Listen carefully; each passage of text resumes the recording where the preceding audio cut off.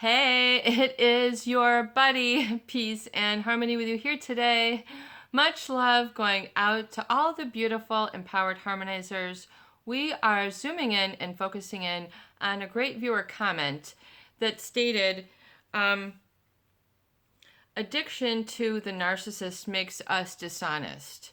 I thought that was an awesome comment. Addiction to the narcissist makes us dishonest. It's important to understand that a relationship with a narcissist, someone who has a pathological sense of self importance, which gives them this sort of false bravado. I heard someone saying it's like a big hat, no cattle. They're acting all highfalutin, yet there's certain things that they do not have foundationally that show a human or humility sort of build up to this accomplishment. Sure, everybody loves to have accomplishments, goals, things that you're working towards, things that you want to be comfortable, happy, and content. Now, the narcissist is really sort of like in a constant state of discontent. They're always sort of looking for the improvement, the better, the latest, the greatest, and that includes relationships, ways of communicating, ways of music, ways of living. It's very difficult to be able to walk side by side these people. They either like to lead and, kind of be in control that way. These people love to be in control of situations, even when freedom is expected, required, necessary, an inalienable human right, which is, you have free will. You have to understand, like the book that I'm reading right now, it's important to understand the role that free will has in your life. And it's really important to get that, not that we're trying to get all religious, but sometimes there is a lot of connections, what you might feel is a divine plan, some synchronicity, things that are meaningful to you, things that, make you feel good, like a hug, like a, wow, this really feels inspiring. Like when you just hit on, something that you've been looking for all of a sudden comes into view and you just feel like finally my prayers have been answered. So a lot of people might have felt this in the beginning of the relationship, or it had been that close in a relationship with a narcissist. The love bombing might have been exquisite. The sexual intimacy was through the off the charts. Like the type of connections that just were very passionate. Just you were able to feel so close and just so alive, and that this was the fuel of your dreams.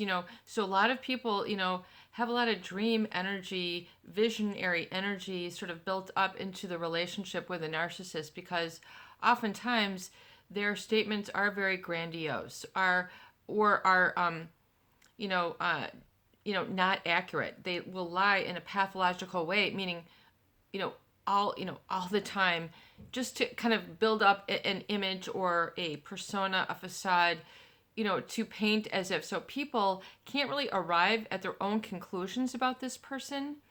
They always want to be in control of how they are perceived by people. So it's very strange, and to me that must be such a burden. And I think for a lot of narcissists, it makes them feel very self-conscious, and it creates a lot of insecurity. But it's really important that you don't get caught up in that, because if you are around you have to kind of then become numb to the lies, if you are to continue, or you become very hyper focused on the lies, and then you really become like an investigator, like a psychoanalyst, and go, you know what, something is not right here. There's something here that is off. Like, I'm going to find out what that is. And you might not be able to articulate it, know it, embrace it, live, breathe, and own it for a while, but you will come to see that, things will become imbalanced, not right, askew. The cause does not equal the effect. What you're getting is not what you deserve or receive. There becomes a real disconnect, a real problem of bonding, even though there might be some very intense bonds, which are kind of like undergirding everything, and then these other things happen, which then begin to kind of corrode and corrupt the original foundation. In other words, things went awry, a bad direction, and then you really then feel in the darkness, which also a beautiful way that that is put in this book that I'm reading is darkness is lack of information. Darkness is lack of knowledge. You feel very lost, so that's why it's so important to have a degree of faith in your recovery, because faith is the ability to take a step forward when you can't see the path, but when your foot lands, it's there. So you really have to understand the role of faith and what that is, and just sort of tap into your own innate faith within you to give you, just sort of some relief. In these moments where you are in the darkness, you're in the shadows, you're feeling you're under somebody's, shadow, or you're being misframed, mistreated. All these are sundry feelings that go awry, and yet you're still trying to keep them connected, yet connect to yourself. And oftentimes you cannot simultaneously do that. You can't stay in the active relationship with a narcissist and still actively sort of honor your own internal promptings, gut instinct, things that go, why is it, why aren't we having kids yet? Or why haven't I been credit for this work project yet? How come there's always this treatment that I'm some sort of low life? Why are you treating me this way as if I don't have the right opinion or political knowledge? There's always some sort of inferiority that is problematic for them.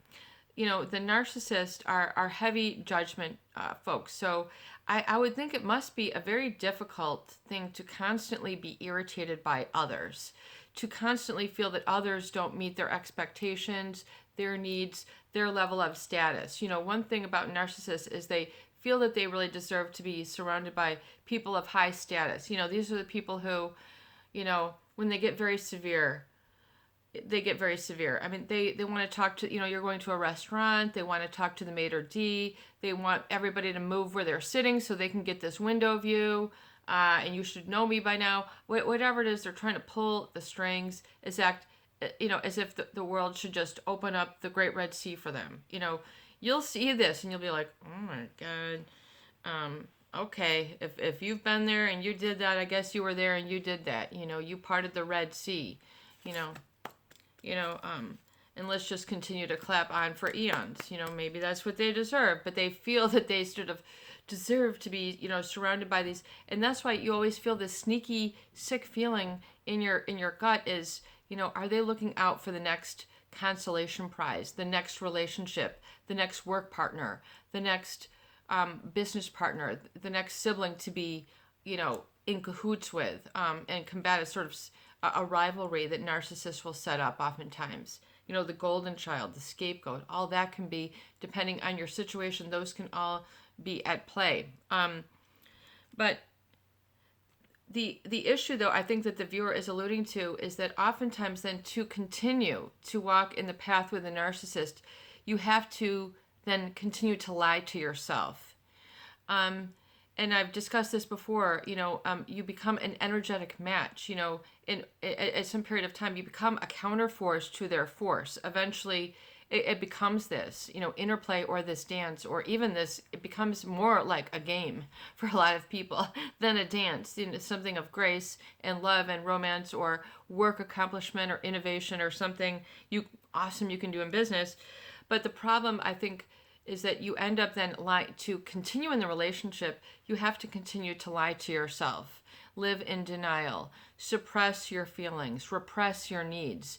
These are bottling things down, pushing things down. Freud, first talked about repression and suppression, repressing your urges, oftentimes sexual urges, was repression, and then suppression, and then, having them come out and channeled in another way, like becoming an awesome athlete or something, was, Freud talked about this, transmutation of energy, which is an important thing to understand when it comes to health in relationships and getting out of that sort of, lying to yourself pattern, which is then going to be reciprocated or mirrored by the narcissist.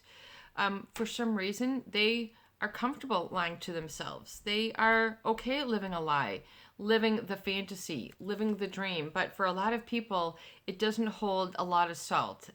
It doesn't hold a lot of water. It doesn't hold a lot of substance or content or value or meaning.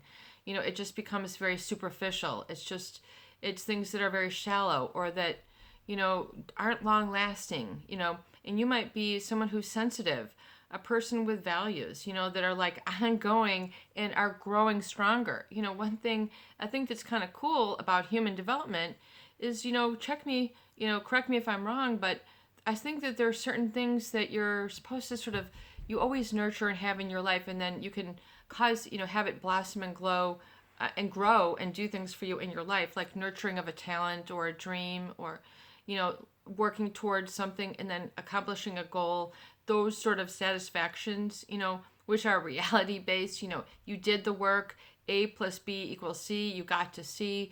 The narcissist is kind of like, I got C. They're just kind of like, it's easy. They don't ever want to show, the work that was involved, like things that they can share. Oftentimes, they want to keep very secretive, very covert. And so people end up sort of as a reaction or as a pattern mirroring, I think unbeknownst or, pushed down in their consciousness, so they don't really consciously process it. They're not going to go, man, well, I'm going to lie to myself and I'm going to, do this for the next 6 months. I mean, you don't come out and say that, but it ends up happening. You have to kind of live the lie. Because you'll see, why is it the lie? Because they didn't hold up their end of the bargain. They made things too difficult. It's too self-centered. No, they want to just be alone, to do this, to do that. They just need their narcissistic freedom. And so they can be they won't be commitment material. They won't be oftentimes family material, strong workplace material, like, leaders, innovators that are, require a check and balance to have, to be able to receive, constructive discussion where things need to be changed and it's not all about them. So, there's not gonna be like a lot of team, situations maybe for them. But most damaging, I think, is lying to oneself. So if you have had to do that, if you can kind of, have an epiphany, an aha moment to say, wow, here is where I really self-sabotage myself. Here is really where I went, against my own best nature. Here's where I really went too far and I crossed the line. And I should be proud to say now that this is my line. This is my boundary. This is my standard. And I love these videos. I always have a tickle on the end of my nose and I don't know where it's coming from. So I'm not sure. But anyway, the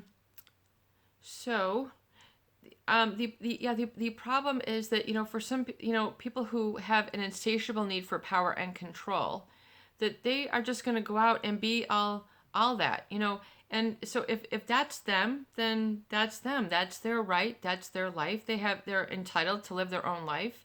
It doesn't mean I have to interact or live that way or be connected or live a lie also. It doesn't mean that I have to live an inauthentic life. It doesn't mean that being authentic is inferior, stupid, not exciting, dull or boring, so you have to see, but oftentimes, forgive me, my nose itches so much. Reminds me, I don't know what that reminds me of, but in that their comment that the addiction to the narcissist makes us dishonest. I mean, that's such a profound statement. I keep my the people who comment here, their names, their YouTube names, like, private or what have you. But I think that's such an awesome statement. Addiction to the narcissist makes us dishonest. And so really it's, as we're discussing, dishonest to yourself. And then what's very hurtful then is if you're then dishonest then to the people that you love, the people who have been there for you, your good friends, your good family, your good teachers, your good work colleagues, your comrades, and so don't let it ruin it for everybody else. But oftentimes that can be a result. So that can be very shameful for a lot of people and important to then pick up and then make amends in their life, perhaps where they hurt others while they were sort of going through the tizzy of this relationship, which can become very dramatic, emotional, very heated, take a lot of time, become drawn out, people really go through a lot during the devalue and discard time. but you do want to shorten it so that you're not feeling that you have to take all this on alone. And realize that when you stop lying to yourself, you'll feel a lot better. You'll feel a lot freer. And if you've been procrastinating about this, then just say today I'm going to stop lying to myself about this. It's okay. I can be real. I'm going to stop lying about this. Especially in relationships, that it was, for an example, lying that it was okay that, you could, interrupt me at my work without calling first to, get something from me. To, to saying, I didn't want to do that on the vacation and miss my work to go and be there for you then. Usually it's a lot of sacrifices, taking things too far, taking them back after they had hurt you, and then they re-injured you. So it just becomes a real trauma bond, So you need to back off of that type of relationship, because oftentimes, it just becomes exasperated. So going no contact will help to alleviate, and then suspending judgment, will also realize that, and then to come out that it's okay, that it is safe to come out of living of denial. It'll actually be very liberating. You can do it by little, and I think you'll understand what we're talking about once you give this a try in your own heart. This is your buddy, Peace and Harmony, with you here today, and I hope that these videos do help. Please share, please subscribe, and please donate for more great tools, videos, discussion, and support. Peace out, peace in, and have a beautiful day. You got this.